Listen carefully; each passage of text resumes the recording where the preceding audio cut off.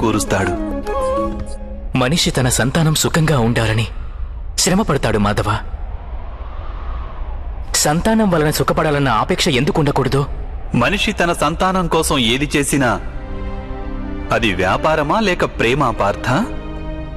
ప్రేమ మాధవ. మరి తాను చేసిన దానికి ప్రతిఫలం ఆశించడం ఎందుకు పార్థ?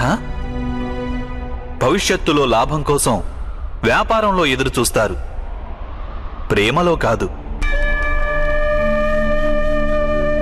ఏ మనిషి అయితే తన సంతానం యొక్క ప్రవర్తనను తీర్చిదిద్ది సన్మార్గంలో నడుపుతాడో, తన సంతానానికి ప్రేమ ధర్మ సంస్కారాలను నేర్పుతాడో, అతని సంతానం కూడా ఆ మనిషికి ప్రేమ సంరక్షణను తప్పక అందిస్తారు.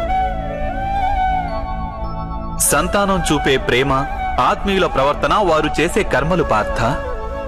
ఒకరికి మరొకరి కర్మలపై ఎటువంటి అధికారమూ ఉండదని తెలుసుకో.